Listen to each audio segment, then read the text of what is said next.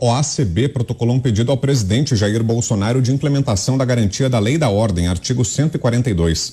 O grupo quer que seja aprovada a efetiva votação ao cargo de presidente da República no segundo turno das eleições de 2022. Diz trecho, aspas, não havendo prova que seja determinada a investigação no código-fonte para a apuração da real votação, se a mesma coincide com o divulgado pelo TSE ou não, e não havendo como apurar a real votação, que seja determinada nova votação de forma auditável referente ao pleito de presidente da República no segundo turno de votação, mantendo-se no cargo o atual presidente eleito em 2018, enquanto a medida não for adotada pelo TSE. Fecho aspas. A Ordem dos Advogados Conservadores ainda pede que seja impedida a diplomação e também a posse do alegado vencedor do pleito. Que acha, Mota?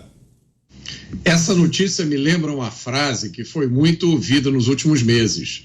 Lute por liberdade hoje para não ter que lutar por comida amanhã. O Brasil saiu de uma pandemia, atravessou uma guerra como uma das economias mais sólidas do mundo. Crescimento do PIB de 3%, inflação menor do que os Estados Unidos e Reino Unido. Mas tem gente dizendo que vai reconstruir o Brasil. Mas reconstruir como, cara pálida? Quase todos os ex-ministros do presidente Bolsonaro que se candidataram foram eleitos. Os eleitores elegeram um Congresso Nacional com maioria conservadora, com várias lideranças importantes, novas. Marcos Pontes, Tarcísio de Freitas, Ricardo Salles. O país mudou. A direita, os conservadores e os liberais se tornaram a força política mais importante desse país. Agora a pergunta é, a direita vai poder continuar a existir? Ela vai conseguir atuar? Que regras do jogo estão valendo realmente? Agora e no próximo ano? Existirá alguma regra? Será que vai ser permitido, ano que vem, não ser de esquerda no Brasil? Será que vai ser permitido você ter um emprego ou uma empresa e não apoiar o PT? Será que vai ser permitido vestir uma camiseta verde e amarela nos seus filhos sem ser ameaçado de perder a guarda deles? Será que vai ser permitido falar de defesa da família, de combate ao crime, de proibição das drogas, de defesa dos direitos fundamentais? Essa é a pergunta que não quer calar. Você, Zé? Eu acho uma atitude interessantíssima.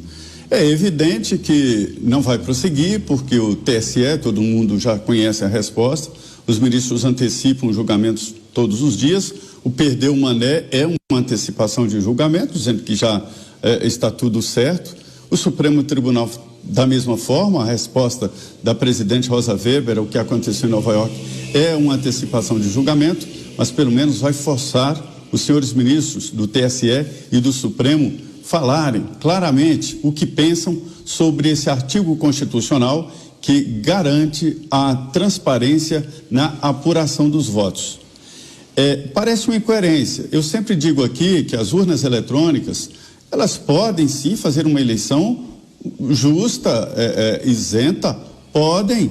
Eu vou te dizer mais, em vez de ficar querendo voto em pedaço de papel, eu quero partir para o voto no celular. Pode, através do reconhecimento facial, se lida com documentos importantíssimos, julgamentos judiciais, solturos, tudo eletronicamente, mas tá, isso aí é a minha crença, mas não é a crença de todos.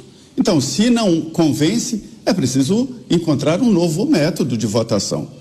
Mas fora disso, e tem um grupo muito forte que defende essa ideia, não vamos discutir a eleição por bytes, por técnica, por tecnologia de informática, mas vamos discutir pela Constituição.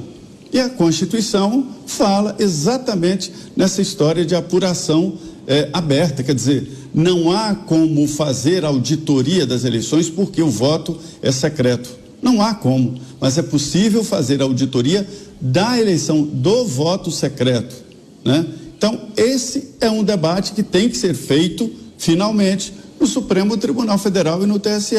Esse debate já foi para lá, entenderam que o voto impresso poderia identificar, ainda que quando a urna desse um defeito. Olha que minúcia que pegaram. Aí a urna travou. Aí veio o voto travado de um cidadão, revela o voto dele. Por conta disso, todo o sistema cai. Quer dizer, e fica o voto através da urna eletrônica, que eu vou repetir. Eu acredito que fez uma votação aberta, justa e tal, mas não está convencendo. Então é preciso reformular. Então esta ação desse grupo de advogados, que são advogados sérios, que repensam o país, vai fazer TSE e depois Supremo a repensar essa ideia aí da Constituição brasileira que manda fazer uma apuração aberta. Quai, seu app de vídeos curtos.